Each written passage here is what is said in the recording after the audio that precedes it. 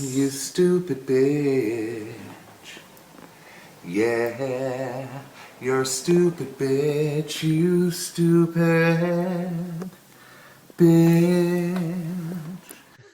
Welcome to the season 4 premiere of Stupid Bitches Say What, the Aussie podcast about everything and nothing, but always with wine.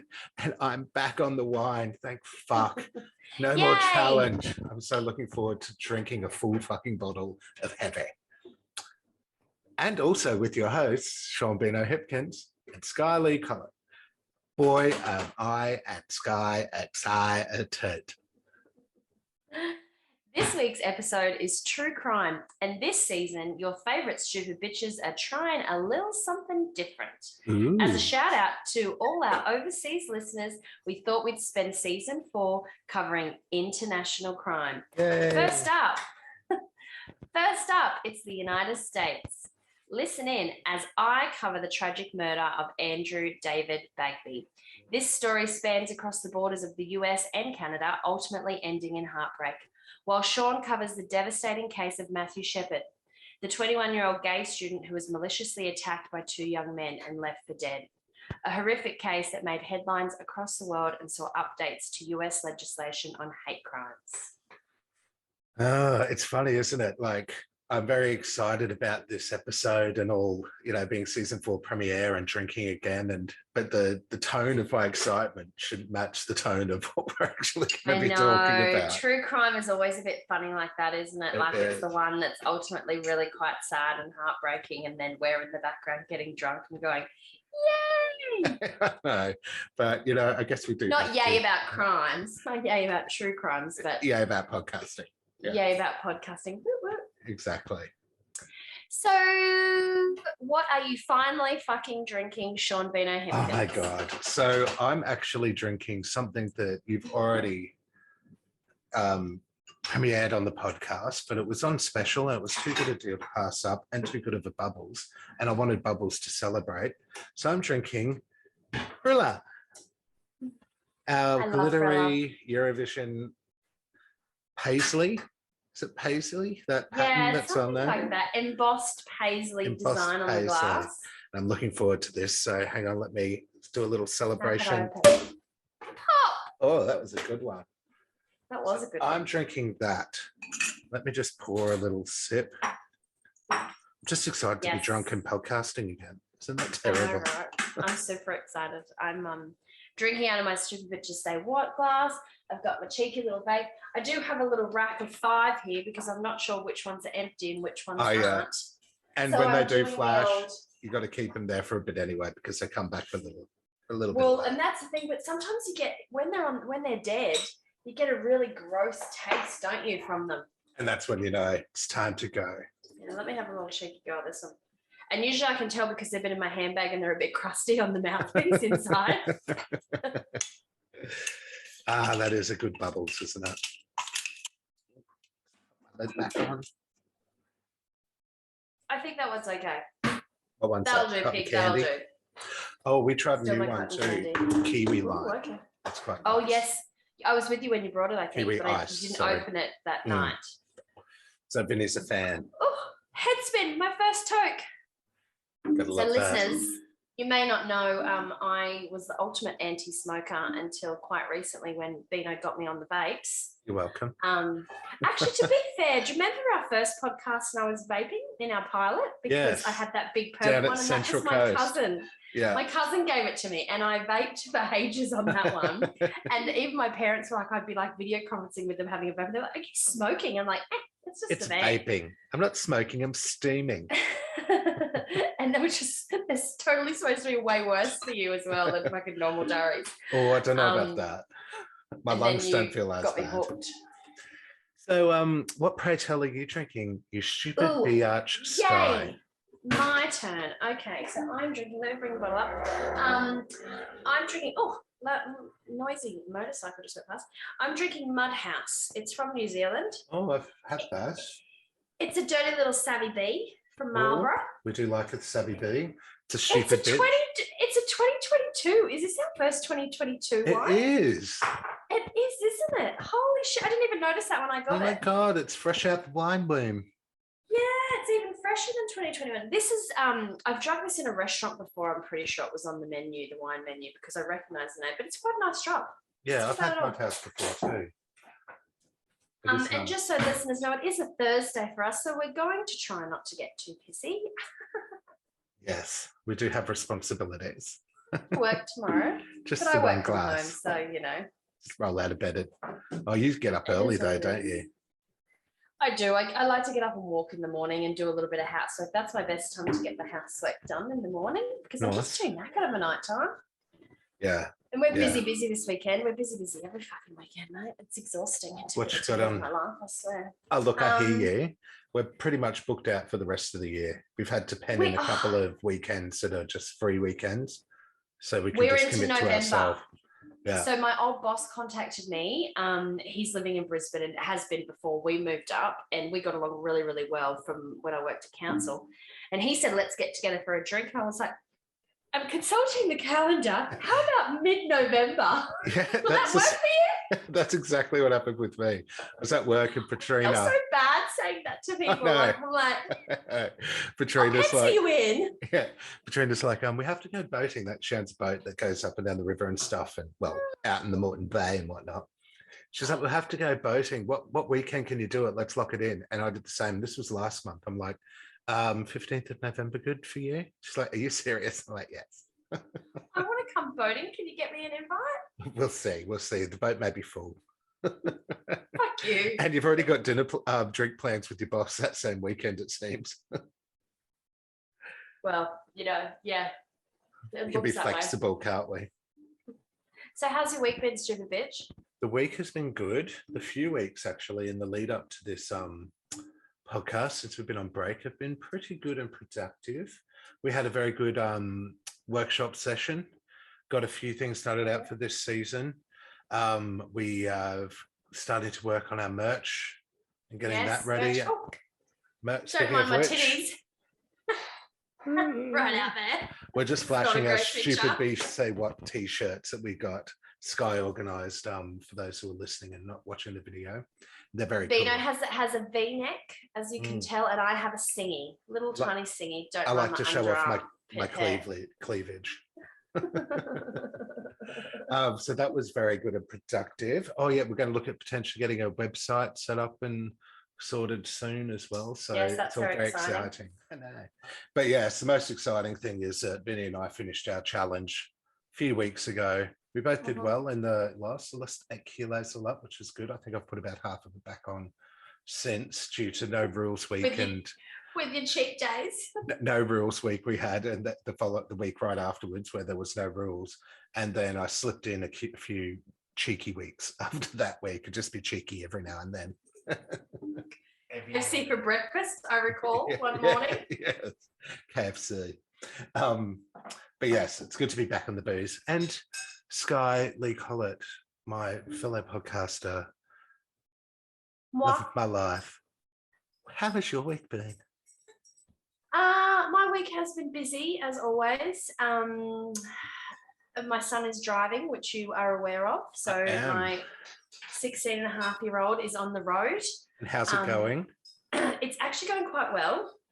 I was terrified the first time that I went out driving with him. I took him up to Chandler, which is, for people who don't know our area, is just a massive, massive car park. And when we were up there, there was about 3 other loaner drivers in the car park finding their way with their parents.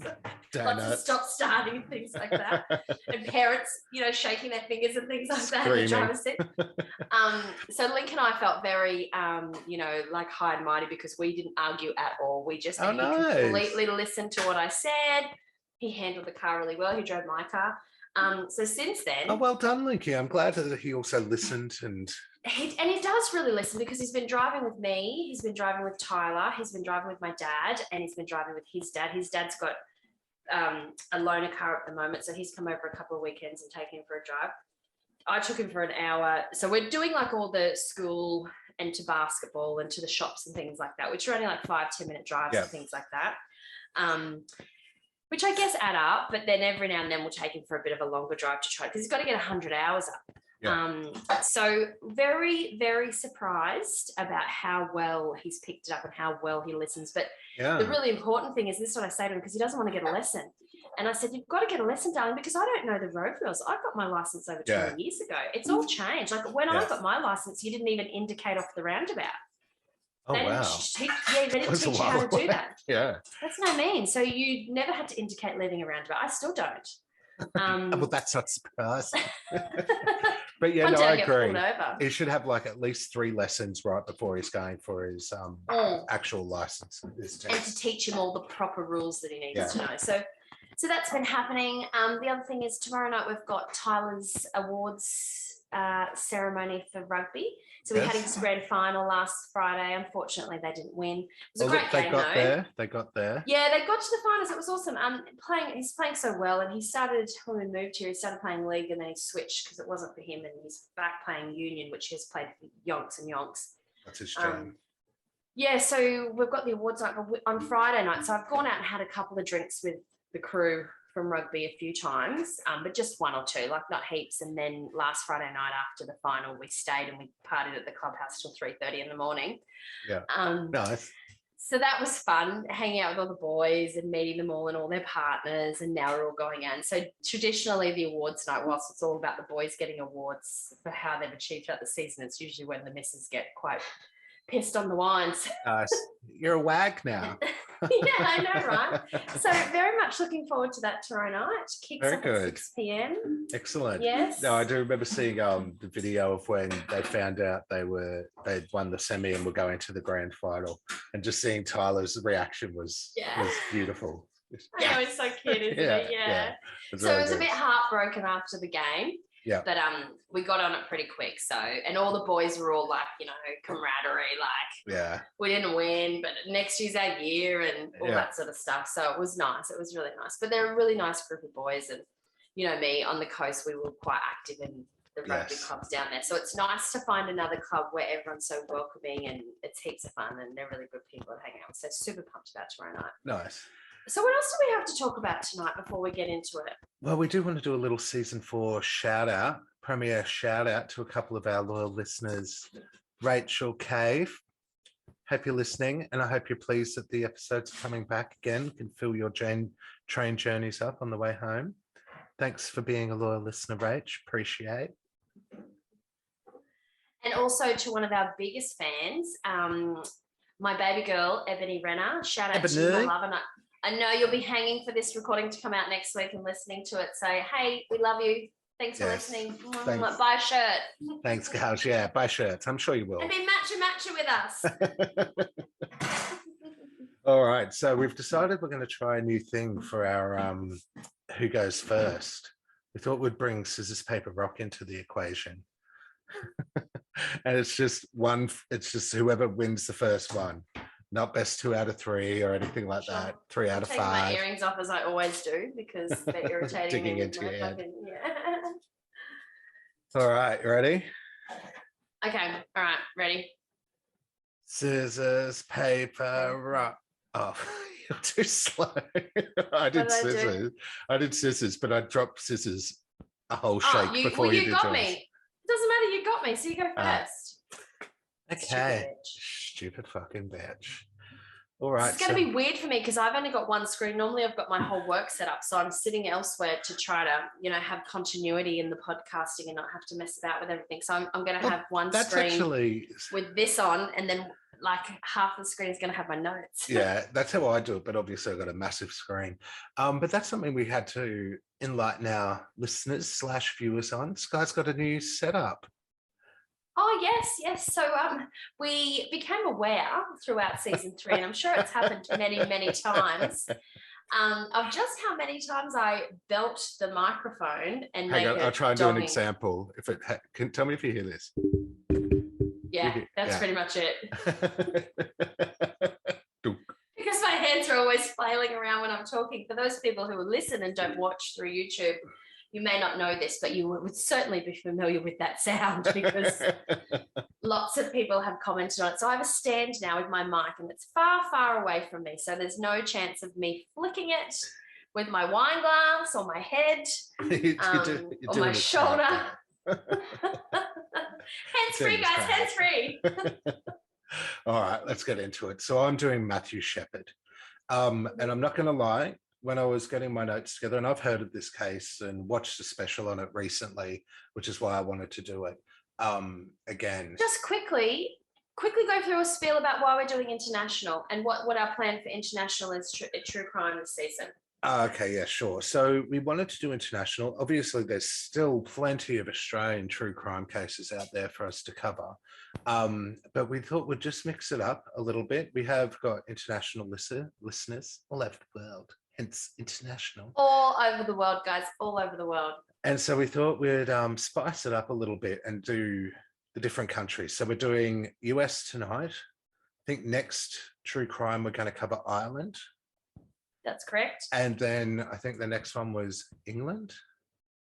I think it's the UK, yeah. Yes. It's either the UK or New Zealand was one of those. I can't remember. I think it's the UK because you had a UK one you wanted to do, didn't you? I think so, yeah. Yeah. We've got notes, people. We've actually been very prepared during our planning and we've written down what we're doing for each season. So it is there. It is a predetermined non-elimination round. Guys has already had a whole glass of wine. It's full strength. Yeah. Yeah. So that's why we're doing it. So it's going to be fun. Okay. But yeah, we'll go back to Australian true crime in the next season. And we might end up just doing one international special each round. But this season, it's pure international. Sure is. So Take it away. So Matthew Shepard. So I remember when it happened.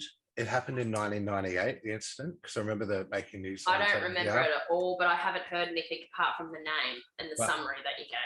And I was clearly gay, but not out at the time when it happened. So that's why it really rang bells with me as well. Getting my notes together, and when I was constructing the what do you call it? Story, article, presentation, research. I do get it slightly emotional sometimes, so I hope that doesn't come through if I'm reading again. But anyway. Good, if it does, there's no problems with that. So Matthew Wayne Shepard was a 21-year-old gay student who was beaten, tortured, and left to die in Wyoming on the night of October 6, 1998. He was found tied to a wooden fence in a field and taken by rescuers to Fort Collins Hospital in Colorado, which is about an hour's drive away from where he was and over the border. He had to go to that hospital for the equipment they had. The local hospital couldn't. So he was still alive? He was alive. So this wasn't Matthew's first encounter with violence. In 1995, whilst on a high school trip to Morocco, he was beaten and raped, which his mother says caused him to experience depression and panic attacks, for which he was hospitalized for on several occasions due to his clinical depression and suicidal thoughts. It's heartbreaking. Despite all of this, his father described him as an optimistic and accepting young man who had a special gift of relating to almost anyone. He was the type of person who was very approachable and always looked to new challenges. Shepard had a great passion for equality and always stood up for the acceptances of people's differences. So on the night of October 6, 1998, Matthew attended an LGBT student group meeting at his Wyoming campus before heading alone to the Fireside Lounge for a drink. He sat at the bar alone drinking a beer, and after about an hour, he's approached by Aaron McKinney and Russell Henderson, who are also in their early 20s, and who engage him in conversation. After a few drinks, they lure Matthew outside under the pretense that they were both gay, but they had the intention of robbing him. They all get into a car and drive to a remote area where the men tell Matthew they are not gay and that he was going to be robbed. McKinney begins punching, torturing, and pistol whipping Matthew before tying him to a buck rail fence. So a buck rail fence, when you look at them, is just fucking horrendous looking as well. They're big sort of cattle fences. They're like big planks of wood. Ones. Well, they go like that. So I'm just putting my fingers through to show this thing. Yeah. They form like an X, basically. Oh, okay. Yes, I know what you mean. And they continued the assault. He was bound to the fence with clothesline, and it was later found that he was struck 19 to 21 times in the head with the butt of a .357 caliber Magnum Smith & Wesson pistol. Now I'm talking about the gun. I'm being specific about the gun because if you actually see the gun, it's one of those real big cowboy pistols with the big handle and the long barrel. So it's like to be hit in the head with that is pretty fucking intense. Yeah. The final blow caused damage to his brain stem that was irreparable. The pair leave Matthew tied to the fence, unconscious, and rob him of his wallet, ID, and shoes before heading back to town about 30 minutes later, leaving him in near freezing temperatures for dead. Back in town, they learned of Shepard's address through the ID that they stole and intended to steal from his home as well. But however, when they were in town, McKinney proceeded to pick a fight with two men, which resulted in head wounds for both of them. A police officer arrives at the scene of the fight and arrests Henderson, searches McKinney's truck, and finds a blood-smeared gun along with Shepard's shoes and credit cards. So Shepard's not found at this stage. So still tied to the fence, Shepard's in a coma. It wasn't until 18 hours after the attack that he was discovered by a cyclist who initially mistook him for a scarecrow. So 18 hours he was tied there in a coma. The first police in the freezing conditions. The first police officer to arrive at the scene found Shepard alive but covered in blood. He had suffered fractures to the back of his head and in front of his right ear. He experienced severe brainstem damage, which affected his body's ability to regulate his heart rate, his body temperature, and other vital functions. There are also about a dozen small lacerations around his head, face, and neck, and his injuries were deemed too severe for doctors to operate, and he never regained consciousness and remained on full life support. While he lay in intensive care and in the days following the attack, candlelight vigils were held in countries around the world. Covered in goosebumps right now. Matthew's parents were at the time in Saudi Arabia, where his father worked. They received the call that their son was in a coma and they needed to make plans immediately to get back to the US ASAP. When the parents asked if Matthew was okay, they were just told to get back as quick as they could. Oh, no. Which was a 36-hour journey for them. Imagine having this all in your head, not knowing the details, having to travel 36 hours, being in a plane where back then you wouldn't have been able to have any contact with the outside world while you're flying. And medical people, they're really bad about telling specifics as well, because they don't want to give specifics because it leaves them open to lawsuits and things all that like shit that. So they wouldn't have told them because they wouldn't want to be held accountable for what they said. And also, as much as the knowing that their son was in trouble, not knowing the specifics, it's not calming. Well, it couldn't get much worse anyway. Do you know what I mean? It couldn't get, and you don't want to tell them the worst. And you don't want to tell them the worst. Yeah, but you don't want to tell them the full extent then. So then they're traveling with all of that, at least with the mystery of it, Yeah. Anyway, so during the time that they were traveling, news of the story had spread like wildfire. It was no longer a regional story. It had become a national one and international one, and included reports from Matthew's friends. So the media reports that he'd fallen victim to an anti-gay hate crime. So it exploded. Yeah. It was a time that gay rights were really on the rise again, thanks to the literal blood sweat. This was 98. 98. So we were still in a very touchy time. It's a very different time from what we're in now. And I mean, there's still obviously a long ways to go in all representations there, but it wasn't as nice. Yeah, it wasn't a great time, but gay rights were on the rise again. It was hot in political agendas, people getting recognition, people actually getting airtime for it. And that's thanks to the literal blood, sweat and tears of our LGBTQI plus forefathers and mothers that put into the cause. But the fight for equality was really strong. Anyways, the parents weren't aware of the entire situation. And when they arrived in the States, they were hit with front page headlines of the event plastered over newspapers that they saw at stalls. So they get off the plane, they walk past a newsagent, and there's this thing on their son on the front page of the newspaper. Oh my God. Many reports contained the graphic account of the torture endured by Matthew and his fractured skull. and how he was beaten so brutally that his face was completely covered in blood, except for a single streak that had been partially cleansed by his tears. Okay. His parents arrived to see their son beaten black and blue in hospital, full of tubes and covered in bandages. Well-wishers had gathered at the front of the hospital, and the president at the time, Bill Clinton, had also sent on his best wishes to Matthew's parents. It was a really big deal at the time. 6 days later, in the early morning hours of the 12th of October, 1998, Matthew succumbed to his injuries and passed away. The charges against McKinney and Henderson were upgraded then to felony murder and kidnapping. So during Matthew's funeral and also at his killer's trials, a lot of high-profile people and supporters were in attendance, as was also members of the region's Westboro Baptist Church, holding signs stating "God hates fags," "Matt in hell," and those pictures of Matt's face on these placards with "Matt in hell," and "No special laws for fags." And how the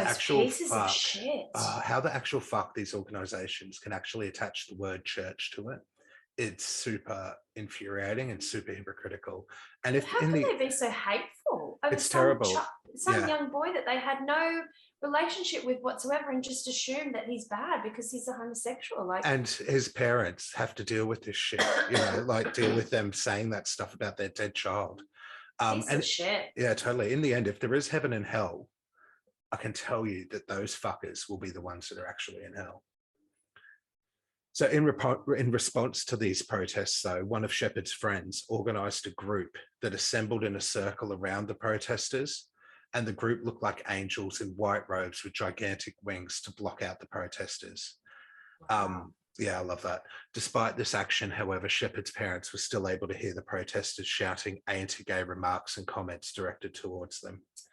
The police intervened and created a human barrier between the two groups. And the following year, the friend who organised the Angels... Why weren't they arrested for traumatising people? Like, that's freedom not of speech. Freedom of religion, that shit. That's why those things can be really not when someone's quite dying, dangerous. Yeah, I know, that's harassment.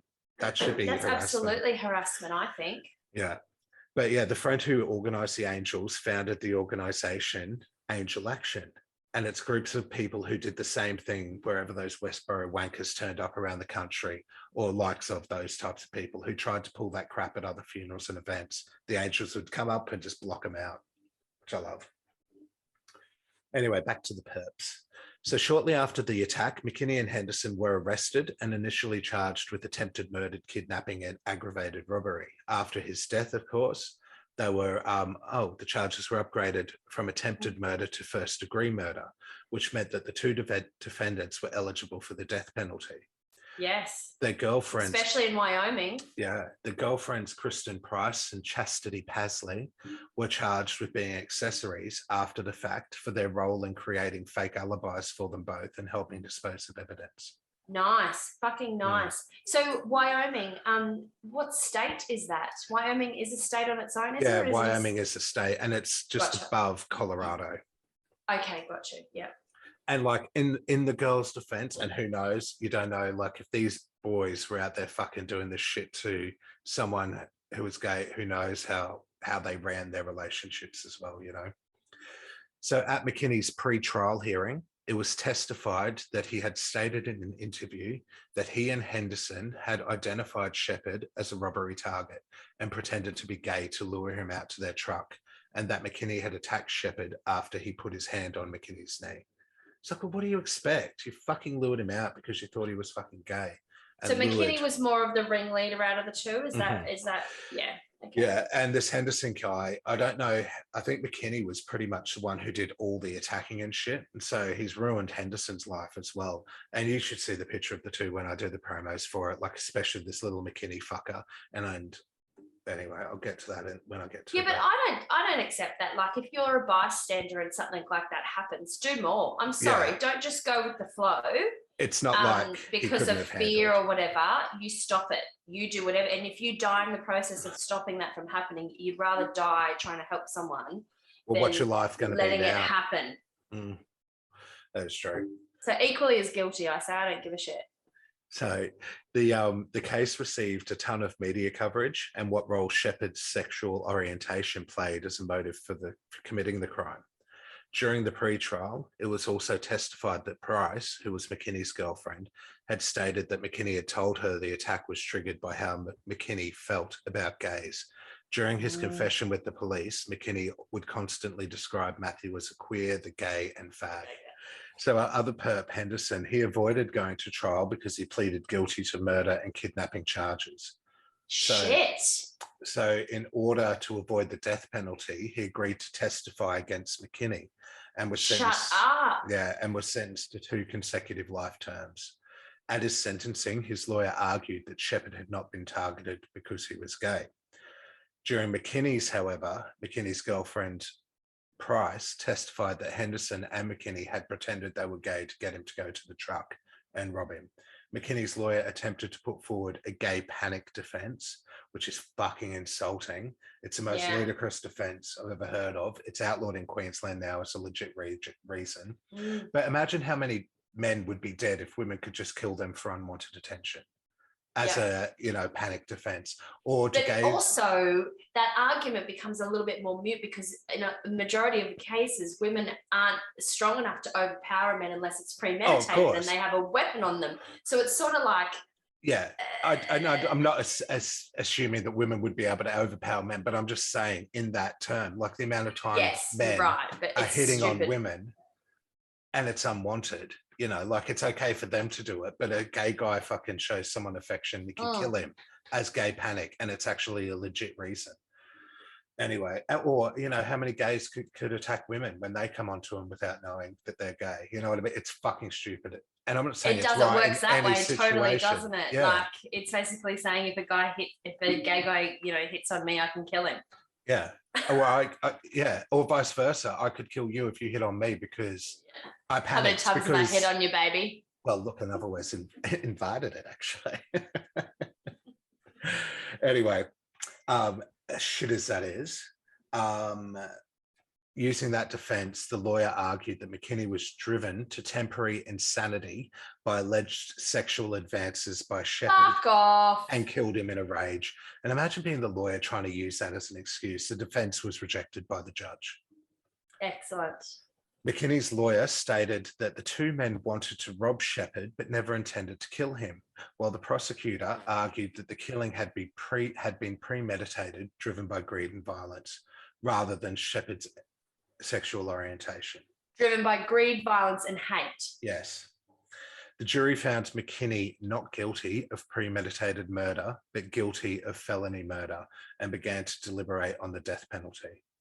Okay. Shepard's parents brokered a deal that resulted in McKinney receiving 2 consecutive life terms without the possibility of parole, and an agreement not to speak to the media about the case, a provision that he has repeatedly violated since. Oh. Yeah. And once it's off the table, they can't retry him and make him have the death penalty. Like once he breaks it, the penalty, what is it, monetary? He doesn't have money. Yeah, exactly. So there's no real... It's a good faith thing, really. And he can't even do that. But the thing is, like, and I know this is silly or stupid or whatever, but like, you think in a lot of these cases, a lot of these people and a lot of politicians, especially in America, sorry guys, that are so hateful against gays, end up being caught with boys in bathhouses and shit like that. They're gay themselves, and it's their own self-hatred that's caused by society and all the shit that they grow up in that actually makes that hate themselves, and that's them expressing their hatred of themselves. So the hate comes from somewhere in a lot of cases. Exactly. So you wonder if McKinney has these tendencies himself, and if he doesn't, I'm glad that he was probably getting raped left, right, and center in jail, and that's what he deserves. Yeah, 100%. Anyway, Henderson and McKinney were incarcerated in the Wyoming State Penitentiary, but were later transferred to other prisons because of overcrowding. Following her testimony at McKinney's trial, Price, his girlfriend, pleaded guilty to a reduced charge of misdemeanor interference with the police officer. Henderson appealed his sentence in 2004, but it was rejected. Nice. So since the death of her son and the trials of the murders, Shepard's mother has brought national and international attention to hate crime legislation at both the state and federal level. In October 2009, so 11 years after his death, the United States Congress passed the Matthew Shepard and James Byrd Jr. Hate Crimes Prevention Act. And on October 28, 2009, President Barack Obama signed the legislation into law. So I love how it's two Democratic presidents that are involved in this. Yeah. Following her son's murder, Judy Shepard became a prominent gay rights activist and established the Matthew Shepard Foundation. Shepard's death inspired films, novels, plays, songs, and other works. In June 2019, Shepard was one of the inaugural 50 American pioneers, trailblazers, and heroes inducted onto the National LGBTQ Wall of Honor within the Stonewall National Monument in New York City's Stonewall Inn. Oh, that teared me up a little bit. I know. The Stonewall National Monument is the first US national monument dedicated to LGBTQ rights and history, and the wall's unveiling was timed to take place during the 50th anniversary of the Stonewall riots. And the Stonewall riots. I was just going to say, oh my God, wow, how symbolic. I know. So it's terrible, obviously, the shit this poor kid had to endure and go through, thinking someone was interested in him, thinking, going to go out, young kid, have some fun. Just enjoying life, single, doing whatever he wants, thinking these two guys are hitting on him, and they turn around and fucking torture the shit out of him and tie him to a fucking wire fence, whatever the fuck it was. But at least, and it's a very, very, very, very thin silver lining. Yeah, I agree. Outcomes of, what's happened. He's changed the course of history in lots of ways. And which is maybe he's looking down from heaven and going, oh, fuck. Take that. At least something came out of it and helped other people in some way. Exactly. So a nice guy has ended up with a legacy that will live on forever. It just is a horrible way to have to achieve that legacy. Of course. So that's Matthew Shepard. That was really sad. It is, really wasn't sad. it? Yeah. I know.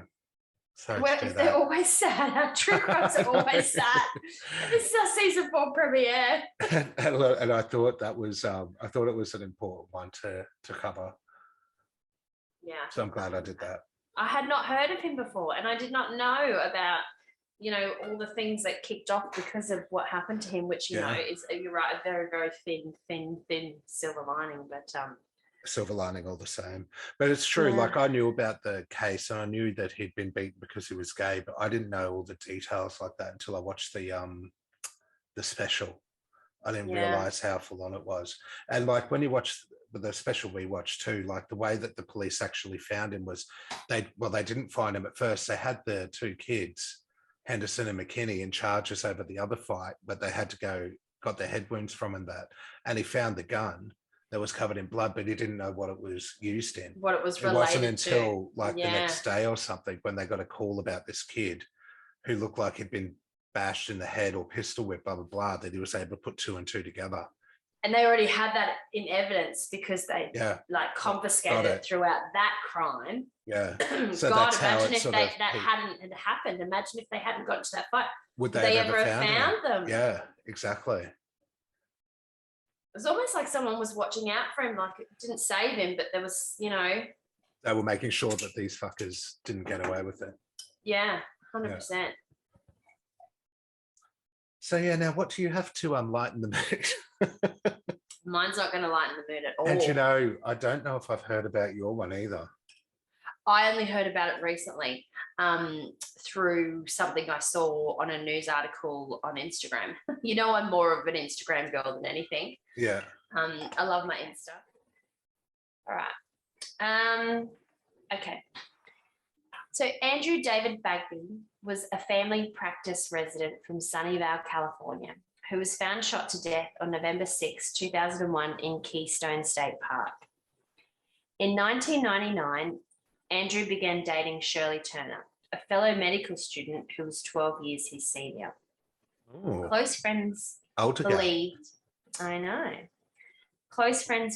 Shirley and Andrew to be unsuited.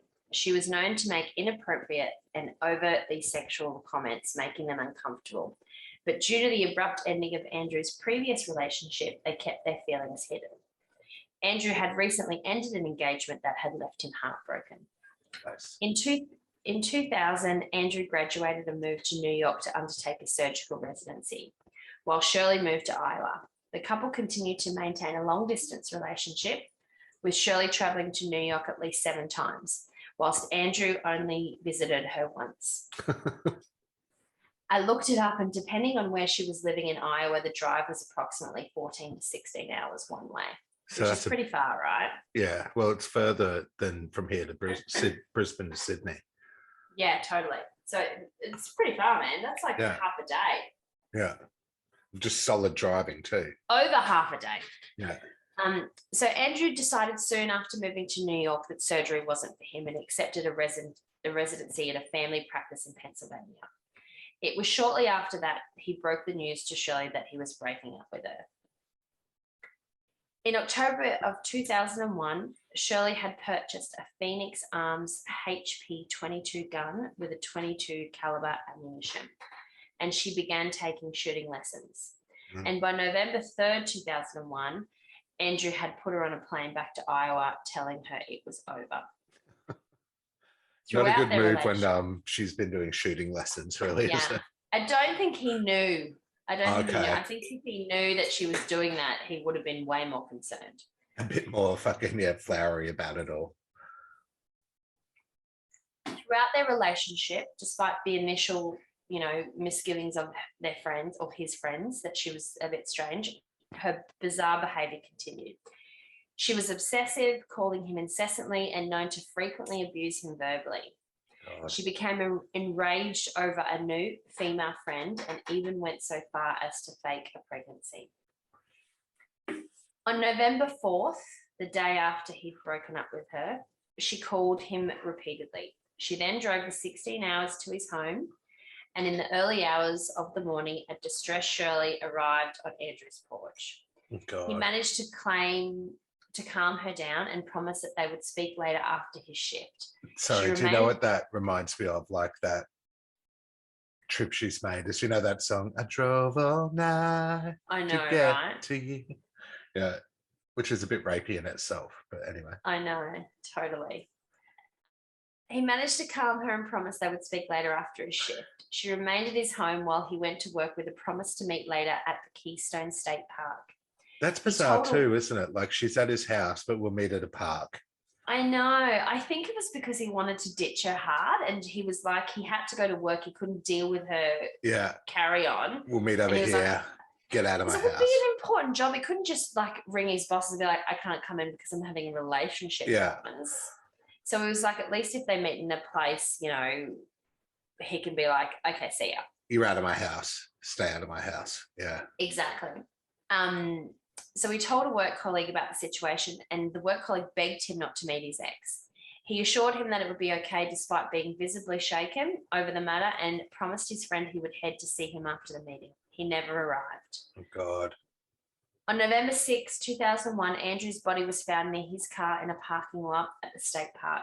He had been shot 5 times, once in the face, once in the chest, once in the back of the head, and twice in the buttocks. That is overkill. I know. It's clearly a crime of passion. Yeah. And the buttocks one is quite interesting, isn't it? Like one in each ass cheek, or was he trying to run and she shot him in the ass? Well, that's what I wondered. I wondered if he was trying to get away and that's how she stopped him. So she either did the head ones first and caught him by surprise and then proceeded to shoot him in his bum, or she did the bum stuff while he was getting away and then she shot him so many times in the face. Yeah, afterwards. Yeah. So the bullets used to kill him were found to be a 22 caliber. Or from a 22 caliber, or I don't know the terminology when it comes to guns. Yeah. Shirley was immediately contacted by the police relating to the murder. She claimed she had been home, back in Iowa, sick in bed on the day of November 5th, despite evidence that she had used Andrew's home phone to call in sick. What a dumb bitch. And there'd be like Andrew's telling people that she's there. So how did she think she'd get away with that? But you also think, like, back in those days, people didn't think about shit like that. It's not like technology is the same way it is now, where like they can track your mobile phone. Like, you can lie about being somewhere and they're still going to find your data on a mobile tower. Exactly. That wasn't the case back then. Facebook wasn't even out back then. Oh yeah, true. Yeah. When did Facebook come out? In 2001, I think, didn't it? No, I think it was like 2005, 2004. Yeah. There you go. So we close. didn't know what it hadn't advanced. The technology hadn't advanced to where it is now. Or we weren't aware of how they were able to do it. Yeah. Of course, yeah. So she thought she could have lied and gotten away with it. So there was evidence saying that she had used Andrew's home phone to call in sick. They knew that. So the hospital where she worked, she called in sick from, they had those records. There were also records of her accessing her eBay and Hotmail account from Andrew's computer, which was in his home, in her log on. So she logged onto her eBay account as her. She logged onto her Hotmail account as herself. But this was in the day before he was murdered. But still, she lied about that. You wonder what she was fucking searching eBay for when she was planning to murder him as well. I just get a nice little cutlery set, or maybe she was after another gun. She was bidding on a gun. Yeah. So a warrant was issued for her arrest, but it was too late. And by that time that the warrant was issued, Shirley had fled to Canada. Oh, wow. Later announcing, despite the fake pregnancy claims that she was carrying Andrew's child throughout their relationship, that she was actually pregnant. And in 2002, she gave birth to a baby boy, Zachary Andrew Turner. God. And we know for sure it is his kid. Well, I'm not sure if they ever did proper DNA after the fact, but it's strongly believed. And if you see the photos, you can see a very strong resemblance. But who knows? Yeah. So we porked her one last time. Basically. And then she killed him. Well, he broke up with her, and then she was there the next day, and he died that day. So there was like a couple of days in between him breaking up with her, her showing up, and then they could have had, consensual sex throughout, like a couple of months. Like sometimes you don't find out until 3 months, Yeah, like it takes a while. Yeah. So Andrew's grieving parents relocated to Canada to be near the grandson and fought Shirley for custodial rights, all the while believing she was responsible for Zachary's father's death. Believing correctly, yeah.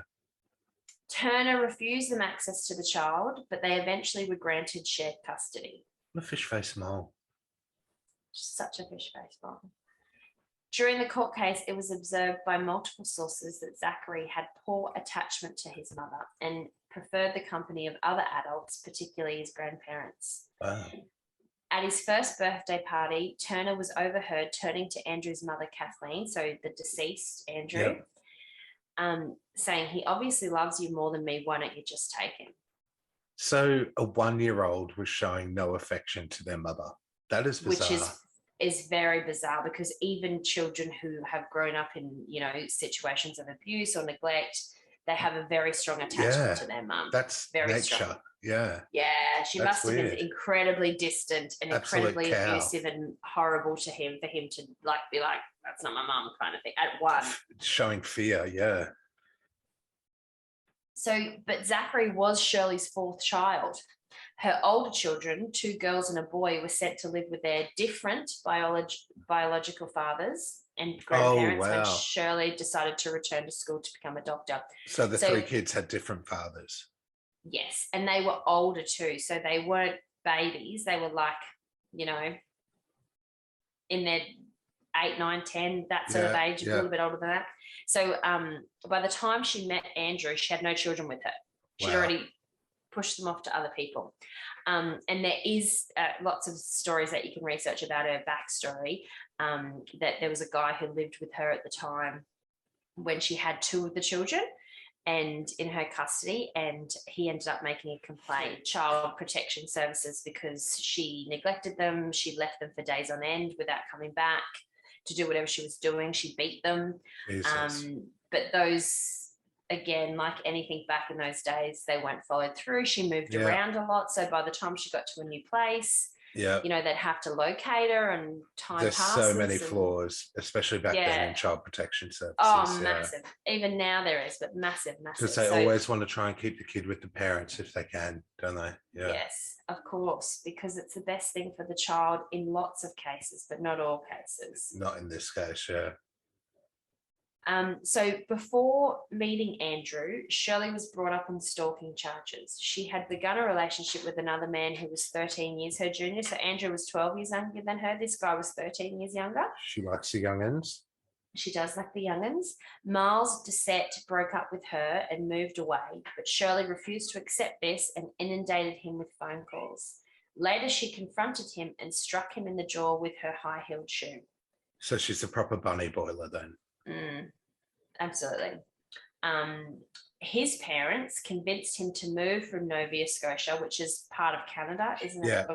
Yeah, I've heard of it before, Nova Scotia. Is that where fucking... Nova Scotia. It's the top of New York.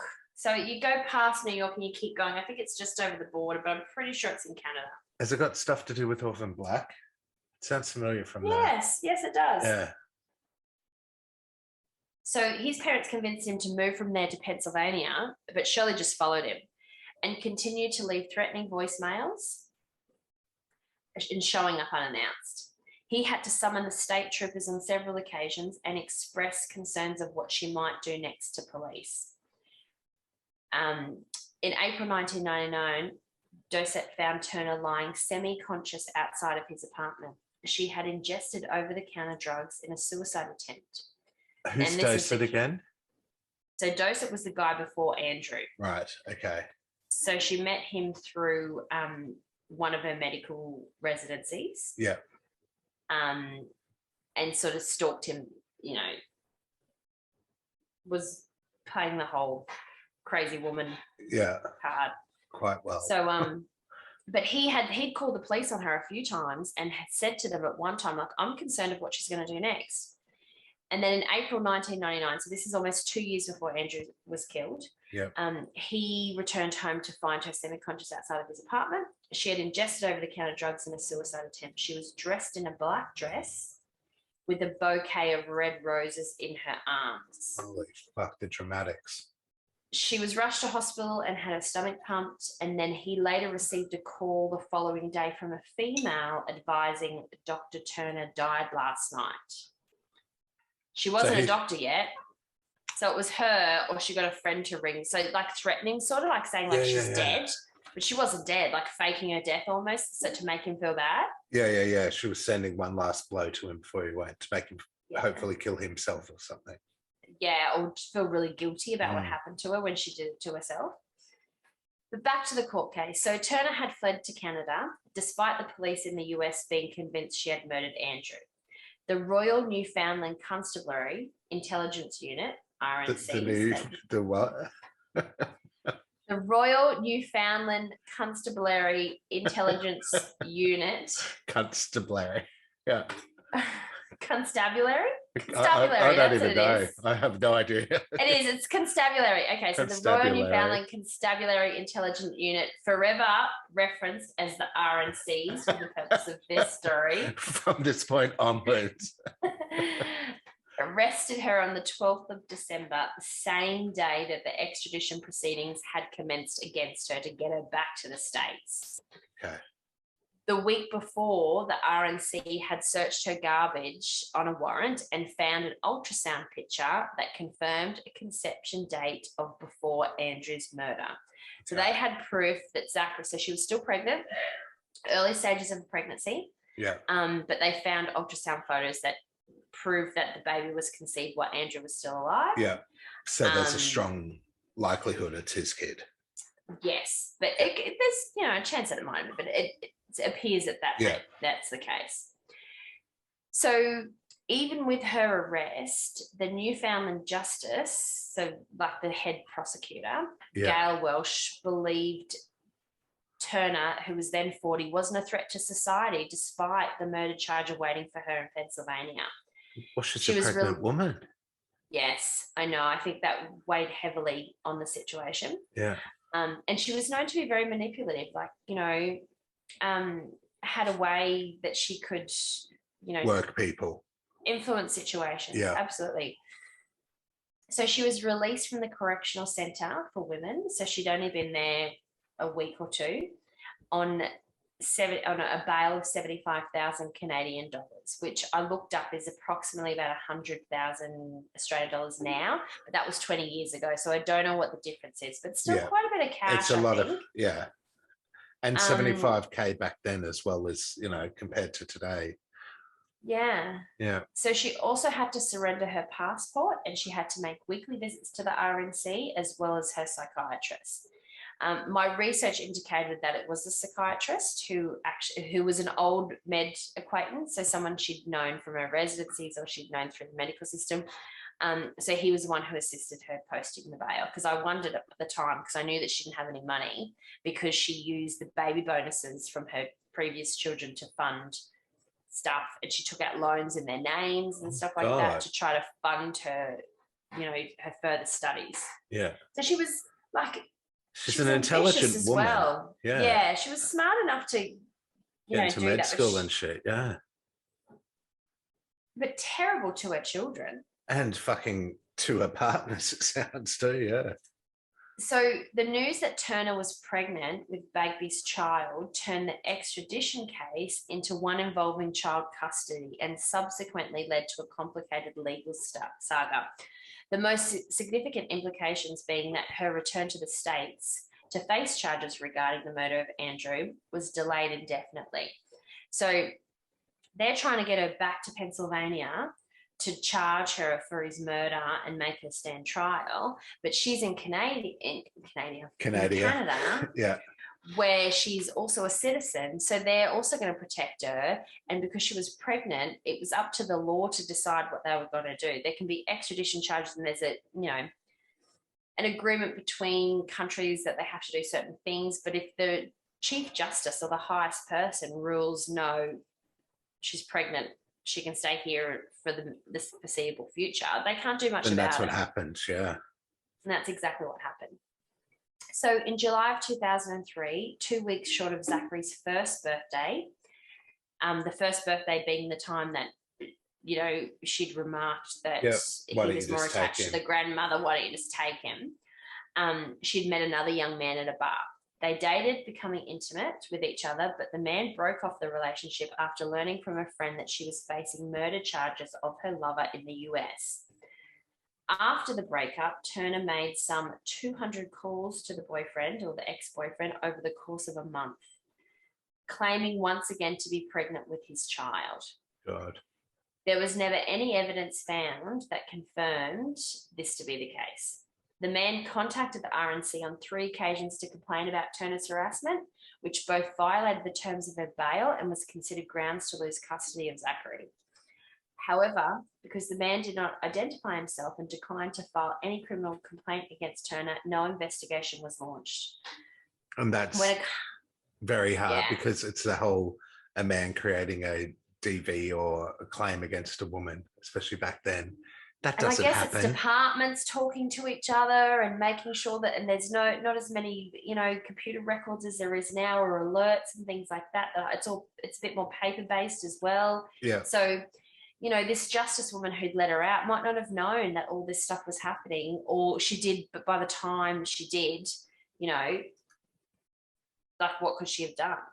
Yeah. But a constable did contact Turner's lawyer about the harassment, and she denied the allegations. And they didn't have proof because he didn't make a claim, he didn't, make a police report or anything. So I guess they let it go. God. On the 18th of August 2003, Zachary was scheduled to be in his mother's custody. Turner first purchased her prescription of the Razapam from St. John's Pharmacy. She then drove with Zachary to nearby Conception Bay South, where the man she had met at the bar lived. Turner left her car parked near his home in the Kelligrews area of the town, with photographs of herself and Zachary, as well as a used tampon on the front seat. Police concluded... His car or her car? Her car. Right. With photos, but near his house. Police concluded that she was attempting to frame the boyfriend for the planned murder-suicide.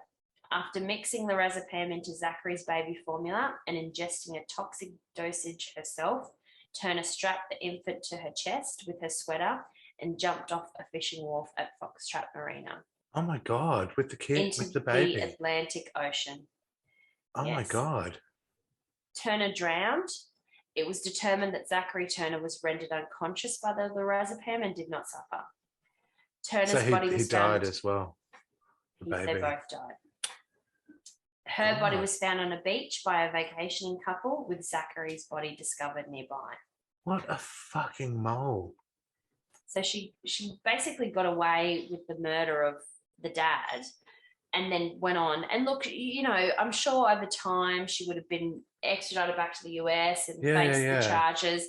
And that may have been, you know, her rationale in what she did, because she knew that her days were numbered. So she had, you know, nothing else, but she killed that tiny baby. But killing that baby is just pure spiteful, knowing that the baby had grandparents that wanted him. She could have left the baby with the grandparents who he actually loved and let him live his life. She took two like people from their lives. Yeah. And that's just pure fucking insular behavior, isn't it? It's horrific. It's just so bad. So there's a documentary was created by his best friend Kurt.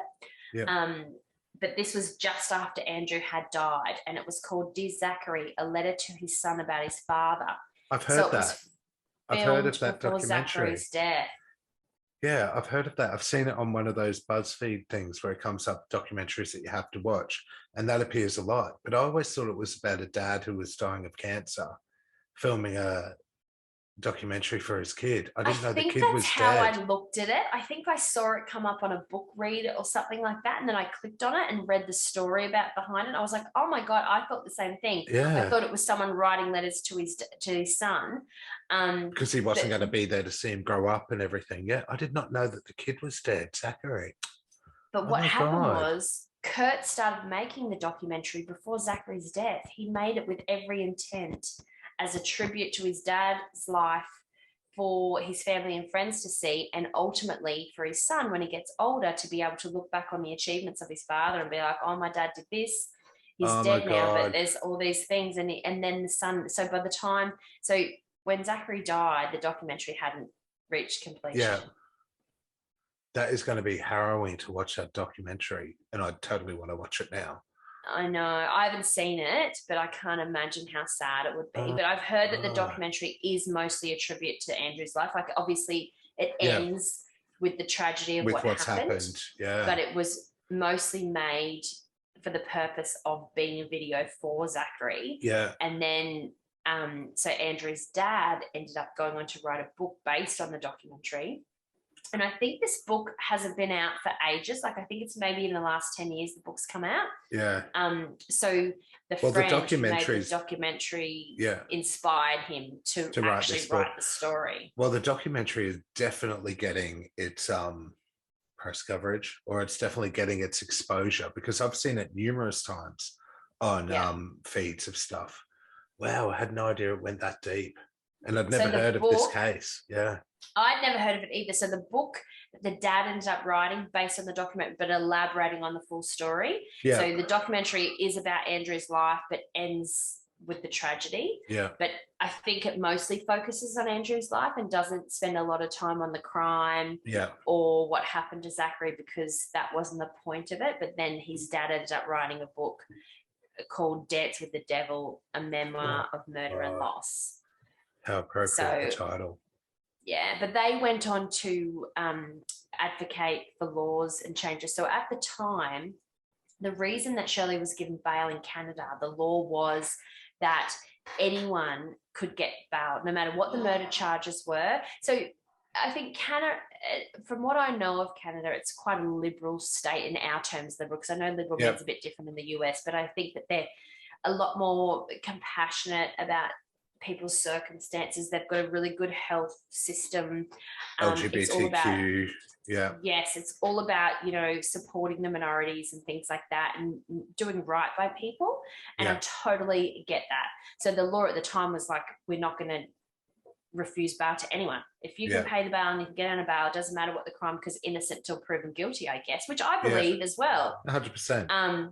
But they believe in this particular situation that it was to a fault.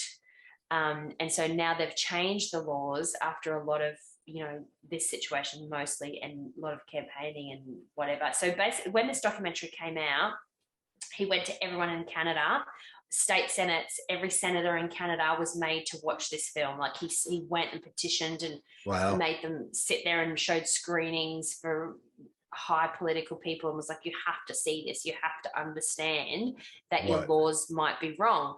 And so what ended up changing was they said, yes, bail can be granted to anyone unless you're a danger to someone under 18. Okay, so well, that's definitely something. Yes, and I think I get that too, but I guess that I don't know about what their laws are when it comes to, supporting people in domestic violence situations, both men and women. Yeah. Because that seems a bit niche to me as well. Like, I think it's a win in terms of the fact that if they're a danger to someone under 18, regardless of whether they're innocent or guilty, it should be if they're a danger to anybody, they shouldn't get bail. But then I guess if you think on the other hand of people who are in the criminal system who didn't do the crime and they're not guilty and they're persecuted or jailed for the wrong reasons, but I don't know, sometimes I think that's the minority too. But then we think that about the death penalty. We're both against the death penalty. Yeah. So, it's a difficult ideological debate, I think. Yeah. It's not an easy yes or no.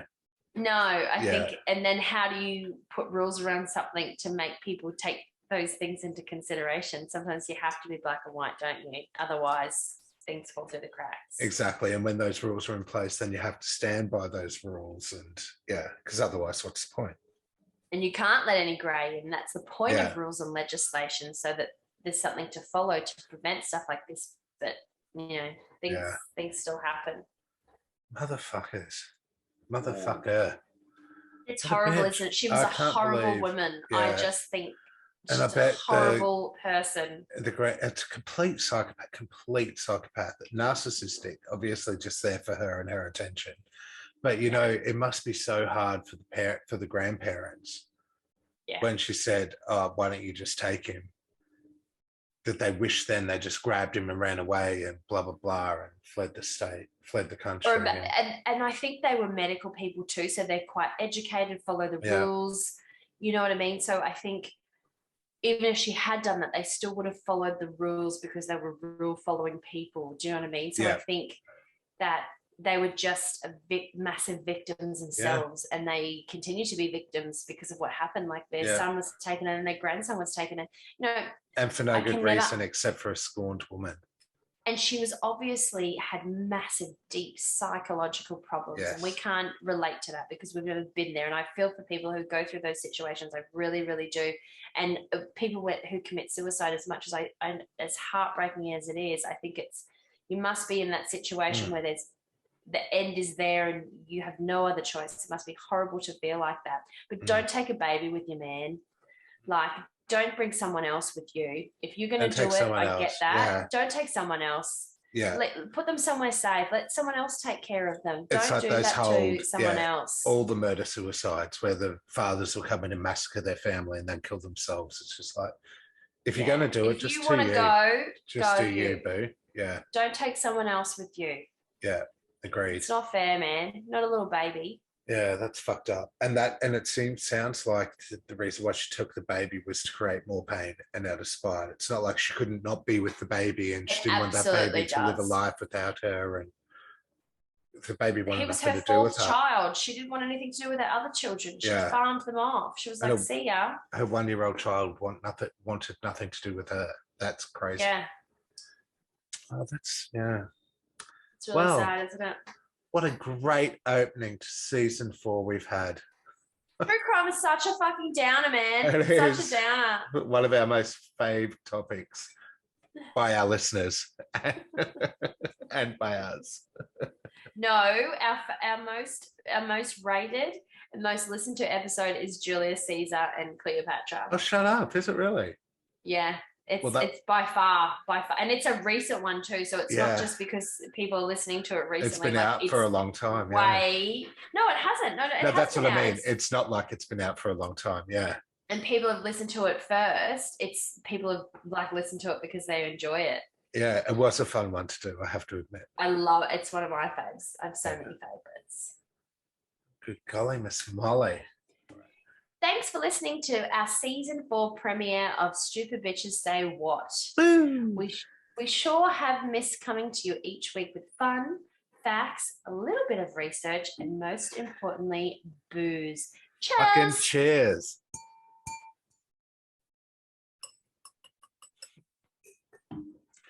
Tune